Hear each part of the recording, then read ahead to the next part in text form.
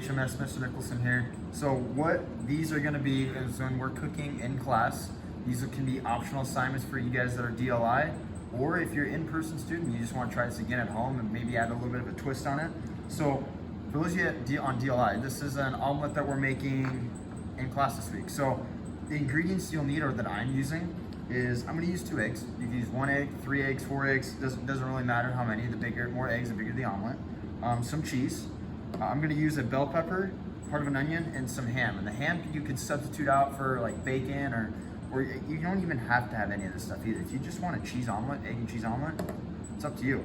So if you attempt this at home, you don't need to turn anything in on Teams, but I would like you to take a picture of it and send it to me so I can see what you made. And then if you don't have this stuff at home, make something for your family for breakfast and show me what you made.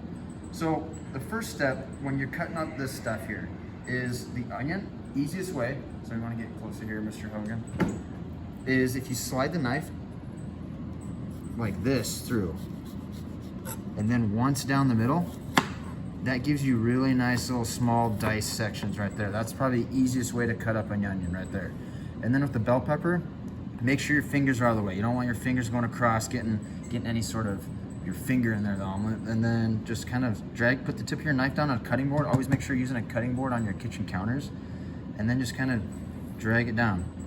Makes it nice little strips, and then you can cut them up from there as small as you want. And that's kind of the same process with the ham as well. Just kind of drag that tip of the knife right through there, and it's gonna cut up that piece of ham nice, or bacon, nice and small for you.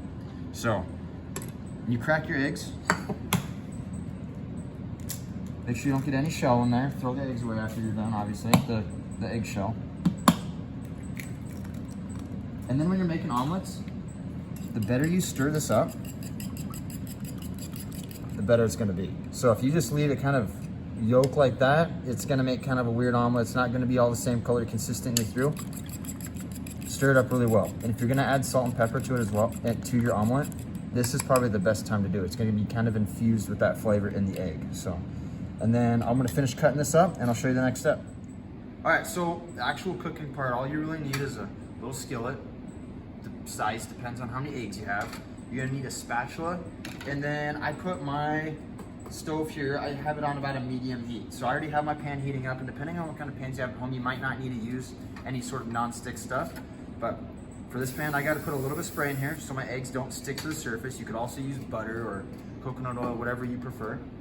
After you have your egg all mixed up super well with that salt and pepper in there if you like, dump that egg in there. And then if you have a lid at home, that's a really good way for the egg to cook all the way through. But if you don't, once it starts to kind of bubble up on the ends like this, you can take your spatula here, push that towards the middle, and kind of dump the rest of it off. That's gonna, if you repeat this process, this is gonna get all that runny egg yolk cooked all the way through on the top there.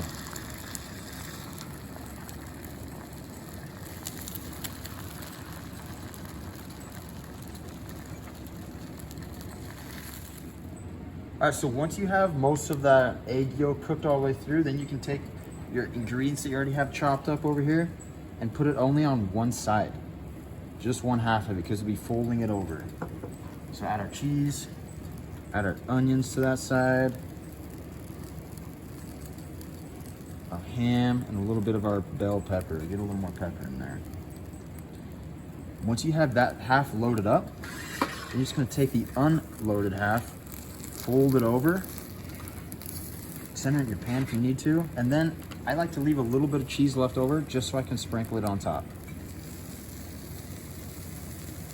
That's all there is to it. Let that cheese melt, let the continuation of your eggs cook, and then that's your omelet there. So if you try this at home, shoot me a picture of it. I want to see what it looks like. All right, HMS, have a great day.